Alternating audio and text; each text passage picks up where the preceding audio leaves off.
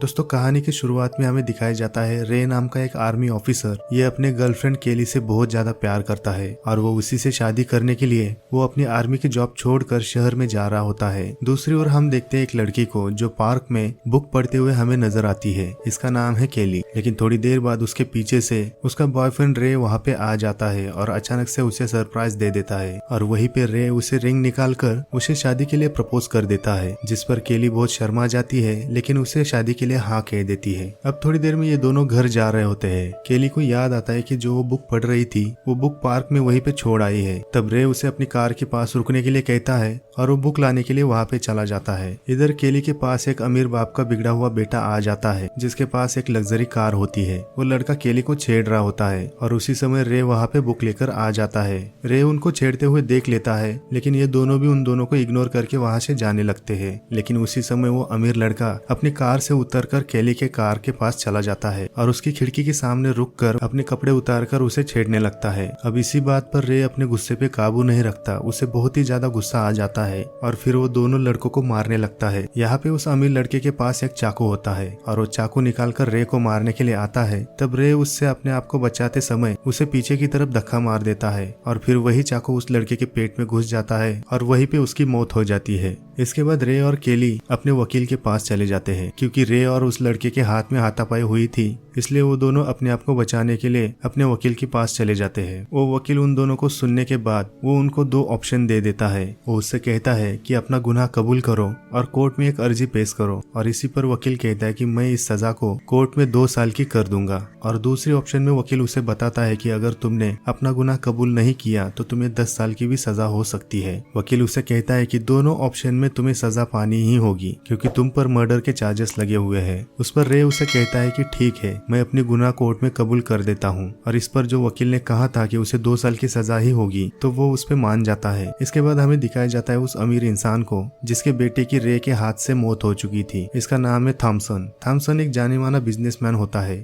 Thompson अपने बेटे की मौत की वजह से बहुत ज्यादा दुखी था, इसलिए वो एक प्लान करता है। थॉमसन बहुत ज्यादा पैसे वाला होने के कारण वो अपने लोगों को रे के बारे में पूरी जानकारी निकालने के लिए भेज देता है। और इसके बाद थॉमसन को पता चलता है रे अपनी सजा कौन सी जेल में काट रहा है। उसकी सारी डिटेल थॉमसन को मिल जाती है। यहाँ पे हमें दिखाया जाता है कि उस जेल का इंचार्ज जैक नाम का एक आदमी था और यहाँ पे थॉमसन जैक से मिलने के लिए आ जाता है और थॉमसन जैक को उसे खरीद लेता है। थॉमसन उसे कहता है कि रे इस जेल से कभी बाहर नहीं निकलना चाहिए। अब जैक को बहुत बड़ी रकम मिली होती है, इसलिए वो उसी के साइड से उसका काम कर रहा होता है। इधर हमें दिखाया जाता है कि जेल में बहुत सारे कैदी आए होते हैं जिनकी चेकिंग शुरू होती है। उसमें रे भी था। यहाँ पे हमें दिखाया जाता है कि रिको नाम का एक बूढ़ा गार्ड उन सारे कैदियों को अपने सारे कपड़े उतारने के लिए कहता है ताकि वो चेक कर सके। वहाँ पे रिको एक कैदी की जबरदस्ती अंडरवेयर निकालने की कोशिश करता है। तब रे वहाँ पे उसका इनकार करता है। रे रिको के खिलाफ जाता है। उसे जेल के पहले दिन से ही उसे टॉर्चर करना शुरू कर देता है। इसके बाद हमें दिखाया जाता है कि विलियन नाम का एक सीनियर गार्ड वो रे को लेकर जैक के पास चला जाता है, जहाँ पे जैक उसकी जानकारी ले रहा होता है। वहाँ पे उसे पता चलता है कि रे ने 12 साल फौज में नौकरी की होती है, इसलिए जैक उसके साथ अच्छा बर्ताव करने की कोशिश करता है और जैक उस सीनियर गार्ड को कहता है कि रे के साथ अच्छा बर्ताव होना चाहिए। इसके बाद कुछ बातें होने के बाद वो सीनियर गार्ड रे को लेकर अपने जेल में चला जाता है। आगे हमें दिखाया जाता है रे जब ग्राउंड में चला जा रहा होता है तब वहाँ पे जेल के एक कैदी से उसकी टक्कर हो जाती है। तब वो कैदी रे से फाइट करने लगता है। उसी वक्त वहाँ पे मोजिन नाम का दूसरा कैदी आ जाता है और वो अपने ग्रुप के साथ रे की मदद करने के लिए आ जाता है। यहाँ पर कुछ कैदियों की 2 ग्रुप होते हैं और दोनों ग्रुप में झगड़ा होने वाला था तो वो सीनियर गार्ड विलियम वहाँ पे आ जाता है। विलियम सबसे कहता है कि अपने अपने काम करो और यहाँ से निकल जाओ। तब विलियम रे को कहता है कि तुम यहाँ का काम छोड़कर लाइब्रेरी का काम करना शुरू करो। लाइब्रेरी में आने के बाद उसकी पहचान एक बूढ़े आदमी डेविड से होती है जो उसे वहाँ पे काम करने के तौर तरीके सिखाता है। इसके बाद हमें दिखाया जाता है रे अपने काम करके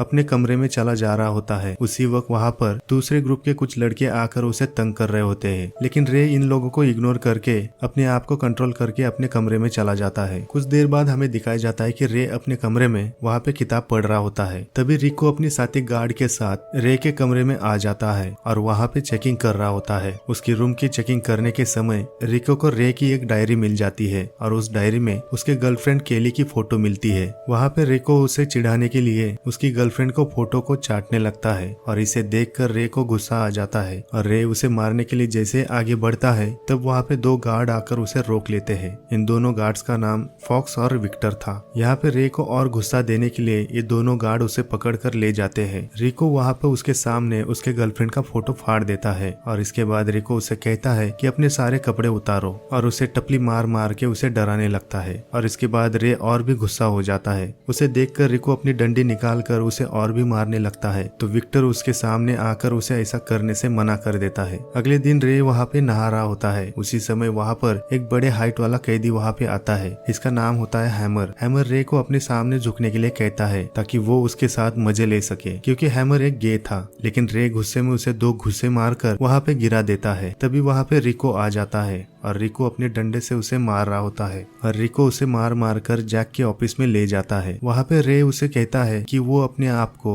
उस गे आदमी से बचाने की कोशिश कर रहा था, लेकिन जैक उसे बताता है कि यहाँ पे ये सब नॉर्मल है। जबकि रे का वहाँ पे बार बार रिक्वेस्ट करने से कोई फायदा नहीं होता, लेकिन रॉको और उसका साथीदार उसे बार बार मार रहे होते हैं। उसी समय विक्टर उसे मारने से रोक देते हैं और कहता है कि बार बार मारने से वो मर जाएगा। आगे हमें दिखाया जाता है ये लोग लंच के समय रे अपने दूसरे कैदी दोस्त के साथ लंच कर रहा होता है। वहाँ पे रे को वो कैदी भी दिखाई देता है जहाँ पे स्टार्टिंग में रे जब जेल में आया था तो शुरुआत में उसके साथ उसकी फाइट हुई थी। इधर डेविड और रे लाइब्रेरी में काम कर रहे होते हैं। तब वहाँ पे डेविड उसे कहता है कि मैं कभी भी अपनी सजा काट कर इस जेल से बाहर नहीं निकल सकता, क्योंकि 15 साल पहले मैं अपने भाई के साथ मिलकर एक पैसों से भरा हुआ ट्रक लूटा था जिसमें 2 सिक्योरिटी गार्ड और एक पुलिस ऑफिसर की मौत हुई थी और उसी चोरी में उसके भाई की मौत हुई थी और वो पैसा भी अभी तक किसी को नहीं मिला है। डेविड उसे बताता है कि मेरे सिवाय वो पैसा कहाँ पर है किसी को नहीं पता है। वहाँ पे ये दोनों बात कर रहे होते हैं तब अचानक से रॉको वहाँ पे आता है और रॉको उसे कहता है कि तुम्हारी गर्लफ्रेंड केली तुमसे मिलने के लिए आई है। यहाँ पे केली को देखकर रे और भी खुश हो जाता है क्योंकि इनको मिलकर बहुत समय हो चुका था। यहाँ पे ये दोनों आपस में बातें कर रहे होते हैं, लेकिन इनकी बातचीत करने का समय जल्दी खत्म हो जाता है और बीच में रॉको वहाँ पे आकर उनकी बातचीत बीच में ही रोक देता है और रे को वहाँ से लेकर जाता है। आगे हमें दिखाया जाता है कि रे मोजेन प्लेइंग कार्ड्स खेलने लगता है। उसी समय जे वहाँ पे एक्सरसाइज कर रहा होता है। तब वहाँ पे हैमर आ जाता है और जे को वहाँ पर परेशान करके उसे मारने लगता है। तभी रे वहाँ पर आता है और उसे बचा लेता है और हैमर को वहीं पे मारने लगता है। उसी दौरान सीनियर ऑफिसर विलियम वहाँ पे आता है और उन दोनों को रोक लेता है। आगे हमें दिखाया जाता है रे एक टॉयलेट में साफ सफाई कर रहा होता है। उसी समय वहीं पर वही आदमी आता है जो रे को पहली बार जेल में मिला होता है, जिसके साथ उसकी टक्कर हुई होती है। वो आदमी अपना बदला लेने के लिए रे से फाइट करने लगता है, लेकिन उसे क्या पता रे एक आर्मी ऑफिसर रह चुका है, इसलिए रे उसे मार मार कर वहीं पे गिरा देता है। अब यहाँ पर हमें दिखाया जाता है रिको के साथ जेल इंचार्ज जैक भी आता है और ये सारे गार्ड मिलकर रे को पकड़कर उसे दबोच लेते हैं। वहाँ पे जैक एक डंडी लेकर रे के पिछवाड़े में घुसा रहा होता है और उसे टॉर्चर कर करके उसे अपने जेल में भेज देता है। अगले दिन हमें दिखाया जाता है ये तीनों गार्ड्स एक जगह पे चाय पी रहे होते हैं। यहाँ पे हमें पता चलता है जैक ने इन तीनों को कुछ पैसे दिए होते हैं क्योंकि ये तीनों भी रे को परेशान करें। लेकिन वहाँ पे विक्टर उन दोनों से कहता है कि अब मैं इन मामलों में और नहीं पढ़ना चाहता और उनसे कहता है कि इन सारे मैटर को मैं कोर्ट तक खींच लूंगा, क्योंकि विक्टर को ये सारा खेल पसंद नहीं आता। विक्टर के जाने के बाद वहाँ पर सीनियर ऑफिसर विलियम आ जाता है क्योंकि विलियम को कुछ भी नहीं पता था कि इन लोगों में क्या तय हुआ है और विलियम के पीठ पीछे ये सारा नाटक हो रहा है। विलियम उनसे कहता है कि उसे टॉयलेट साफ करने के लिए किसने कहा था, क्योंकि विलियम कहता है कि मैंने तो उसे लाइब्रेरी में काम करने के लिए कहा था। विलियम उनको धमकी देकर कहता है कि आगे से यहाँ पर मुझसे पूछे बिना कोई भी काम नहीं करना। इसके बाद रिको और उसका साथीदार सीधा जैक के पास चले जाते हैं और उनसे कहते हैं कि विक्टर ने हमें साथ देने के लिए बिल्कुल मना किया है और कहता है कि ये सारे मैटर को कोर्ट तक ले जाएगा। वहाँ पर जैक उनसे कहता है कि ठीक है, जाकर विक्टर को ठिकाने लगाओ। इसके बाद रिको और उसके साथीदार एक जेल के कमरे में चले जाते हैं। वहाँ पे एक कैदी बुक पढ़ रहा होता है। तब रोको वहाँ पे कहता है कि हमें तुम्हारी तलाशी लेनी है और जब ये दोनों वहाँ पे चेकिंग कर रहे होते हैं उन दोनों को उसके तकिया में एक तेज धार वाला चाकू मिल जाता है और इसी कारण वो दोनों उस कैदी से माफी मंगवाते हैं। इसके बाद हमें दिखाया जाता है वही कैदी टॉयलेट में साफ सफाई कर रहा होता है। तभी उसे विक्टर की डेड बॉडी वहाँ पे दिखाई देती है। उसे देखकर वो बहुत ज्यादा हैरान हो जाता है और उसी वक्त रिको अपने साथी के साथ वहाँ पे पहुंच जाते हैं। वहाँ पे ये लोग देखते हैं कि उनके ऑफिसर की वहाँ पे मौत हो चुकी है, इसलिए मर्डर केस उस कैदी पे लगा देते हैं। तब उसे समझ में आता है कि मुझे फंसाने के लिए ये किया गया प्लान है। आगे हमें दिखाया जाता है रे और डेविड वहाँ पे बात कर रहे होते हैं। रे डेविड से मोजिन के बारे में पूछता है। डेविड उसे बताता है कि मोजिन एक बहुत बड़ा खिलाड़ी है जो जेल के अंदर से ही अपनी गैंग को चलाता है, उन्हीं के साथ साथ ड्रग्स का भी धंधा करता है। थोड़ी देर में मोजिन के लोग उनकी बातचीत को नोटिस करते हुए मोजिन के गैंग वाले रे के पास आ जाते हैं। वहाँ पे मोजिन रे को कहता है कि वो जेल के अंदर किस गैंग को चुनते हैं इसका वो लोग ध्यान से चुनाव करें, क्योंकि उसी जेल के अंदर मोजिन के विरुद्ध दूसरा गैंग भी था, इसलिए वो उसे धमका रहा होता है। अगले दिन हमें दिखाया जाता है रे वहाँ पे नहा रहा होता है। तब मोजिन के गैंग वाला एक आदमी वहाँ पर आकर उस आदमी को चाकू से मार देता है जिसने रे को पहली बार जेल आते हुए उसके साथ बदतमीजी की थी। अब जबकि इस मर्डर का भी चार्ज रे पे लग जाता है, इसलिए रे उस जेल के दूसरी गैंग से मिलने के लिए चला जाता है और उन लोगों को बता देता है कि ये मर्डर मोजिन के गैंग ने किया है और वो दूसरी गैंग वाले इसके बात पर यकीन कर लेते हैं। इधर हमें दिखाया जाता है हैमर जेड को पकड़कर अपने कमरे में ले जाता है जिससे वो मजे ले सके। आगे हमें दिखाया जाता है रे की गर्लफ्रेंड केली रे से मिलने के लिए दोबारा आ जाती है, लेकिन वहाँ पर फॉक्स और रॉको रे के साथ बदतमीजी करने लगते हैं और वो दोनों सिक्योरिटी चेकिंग के नाम पर उससे अपने कपड़े उतारने के लिए कहते हैं और वो दोनों केली के साथ बदतमीजी कर रहे होते हैं। इसके बाद रोको रे के पास चला जाता है और उसे चिढ़ाने के लिए उसे कहता है कि हमने तुम्हारे गर्लफ्रेंड को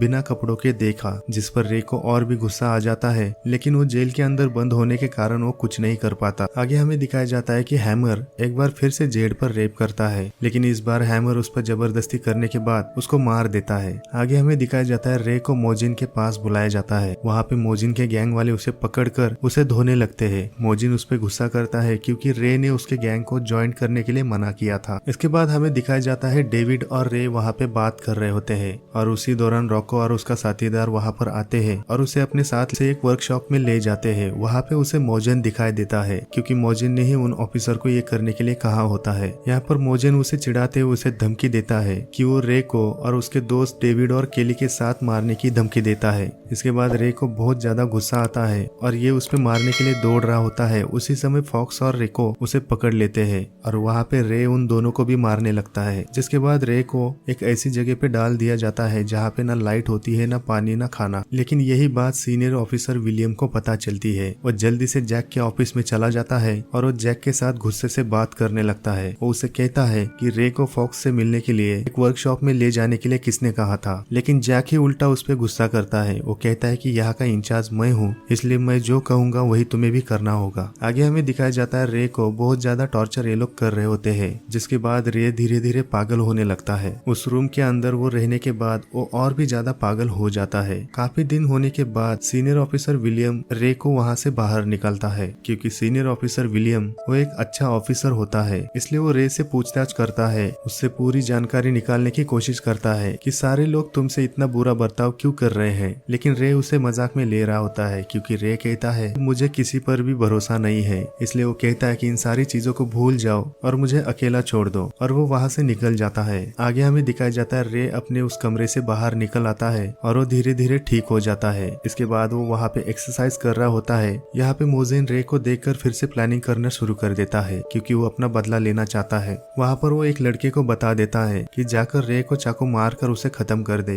लेकिन वो लड़का रे के पास जाता है, उससे बातचीत करता है, क्योंकि जब वो लड़का उस जेल में आया था तब रे ने बुरे समय में उसका साथ दिया था, इसलिए वो लड़का उसे बिना मारे ही वहाँ से निकल जाता है। और इसी बात पे मोजिन उस लड़के ने उसका काम नहीं किया होता है, इसलिए उसे जान से मार देता है। जब रे को पता चलता है कि मोजिन ने उस लड़के को मार दिया है, इसलिए वो अपने इमोशन पे काबू नहीं रख पाता, इसलिए रे गुस्से में मोजिन के गैंग की तरफ जा रहा होता है और उसके साथ साथ बाकी के कैदी भी उसका साथ दे रहे होते हैं। वहाँ पर जाकर मोजिन के एक आदमी को मारने के बाद रे मोजिन को भी फाइट करने के लिए चैलेंज देता है, जहाँ पर दूसरी गैंग के सारे मेंबर रे के सपोर्ट में वहाँ पे खड़े हो जाते हैं। और यही मैटर जैक अपनी खिड़की से देख रहा होता है। वहाँ पे जैक रिको और फॉक्स को कहता है कि उनको रोकने की बजाय उनको फाइट करने दो। अब यहाँ पे हमें इन दोनों के फाइट में दिखाई देता है रे मोजिन पे भारी पड़ रहा होता है, क्योंकि रे मिलिट्री से था, इसलिए वो उस पे भारी पड़ता है। उसे मारते मारते रे उसके गले को पकड़कर उसको मारने ही वाला था, लेकिन वो उसे मारते हुए डेविड की ओर देखता है। तब वहाँ पे डेविड उसे मारने से मना कर देता है। इसके बाद रे उसे मारने से छोड़ देता है, लेकिन उसी समय मोजिन के साथी उसके पास एक चाकू छोड़ देते हैं। तब मोजिन उस चाकू को उठाकर रे को पीछे से मारने की कोशिश करता है। डेविड रे को उस चाकू के वार से बचाने के लिए खुद उसके बीच में आ जाता है और उसी समय दूसरी गैंग का लीडर मोजिन को उसी चाकू से वहीं पे मार देता है। रे को जैक ने अपने केबिन में बुलाया जाता है। वहाँ पे जैक उससे बात करता है, उसे कहता है तुम्हारी सजा 2 गुना बढ़ाई है। लेकिन वहाँ पे रे उसे कहता है कि तुम पैसों के लिए अपनी माँ को भी बेच सकते हो। इसी बात से जैक भड़क जाता है और रे को सारी सच्चाई बता देता है। वो उसे बताता है कि मुझे तुम्हें जेल से बाहर ना निकालने के लिए थॉमसन ने बहुत सारे पैसे दिए थे, इसलिए तुम इस जेल में सड़ोगे। मैं तुम्हें यहाँ से कभी बाहर नहीं निकलने दूंगा। उसी समय रे छुपाए हुए फोन को बाहर निकालता है, जिस फोन से रे ने सीनियर ऑफिसर विलियम को कॉल लगाया होता है और वो सीनियर ऑफिसर वो सारी बातें, वो सारी सच्चाई सुन लेता है। अब यहाँ पर जैक की सारी सच्चाई उस कॉल रिकॉर्ड में सेव की गई होती है। उसके बाद सीनियर ऑफिसर विलियम अपनी पूरी टीम के साथ जैक के ऑफिस में आ जाता है। वहाँ पर जैक को समझ में आता है कि उसे फंसाने के लिए ये सब किया गया है। इसके साथ साथ जैक को और उसके दोनों साथी को अरेस्ट किया जाता है। ये सब खत्म होने के बाद रे अपने दोस्त डेविड को मिलने के लिए हॉस्पिटल में चला जाता है, जो अभी भी जिंदा है। जहाँ पर डेविड रे से कहता है, डेविड उसे बताता है कि मैंने 15 साल पुराने किए हुए चोरी से जो पैसे चुराए थे वो किसी जगह पे छुपा के रखे हुए हैं और उसका लोकेशन वो रे को बता देता है। वो कहता है कि उन पैसों से तुम अपनी अच्छी जिंदगी जी सकते हो। और इसके बाद वो उसे कहता है कि वो अपनी बेटी को बहुत ज्यादा चाहता है, वो उसे बहुत ज्यादा मिस करता है। वो उसे कहता है कि उन पैसों में से कुछ हिस्सा अपने बेटी को दे दे। इसके बाद हमें दिखाया जाता है कि रे की सजा माफ की जाती है और इसके बाद विलियम उससे मिलता है और रे से हाथ मिलाकर वहाँ से उसे अलविदा कहता है। आगे रे अपने गर्लफ्रेंड से मिलता है। वो दोनों भी बहुत खुश थे और वो दोनों भी शादी करके अपनी लाइफ गुजार रहे थे। इसके बाद आगे हमें दिखाया जाता है रे उन निकाले हुए पैसों में से कुछ हिस्सा डेविड को बेटी को दे देता है। वो कहता है कि डेविड ने अपनी मेहनत की कमाई मेरे पास रखी थी और उसने कहा है कि ये तुम्हें देने के लिए, और उससे कहता है कि तुम्हारे पापा तुम्हें बहुत चाहते हैं, तुम्हें बहुत याद करते हैं, इसलिए तुम्हें उनसे मिलने के लिए जाना चाहिए। आगे हमें दिखाया जाता है विलियम अपने जेल में सारी कैदियों से जेल के कपड़े पहनने के लिए कहता है। वो बहुत सख्ती से पेश आता है और उन कैदियों में से एक कैदी थॉमस भी होता है। उसे भी यही रूल फॉलो करना पड़ता है क्योंकि इसी ने जैक को घूस देकर रे को परेशान करने के लिए कहा था। दोस्तों यहाँ पे इस फिल्म की कहानी खत्म हो जाती है। दोस्तों इस फिल्म का नाम है कॉन्विक्ट। इसका मतलब है दोषी को सिद्ध करना। ये फिल्म 2014 में रिलीज हुई थी और इसकी IMDb पर रेटिंग है 5.7 आउट ऑफ 10। तो मिलते हैं अगली फिल्म की कहानी में, तब तक के लिए अपना ख्याल रखना।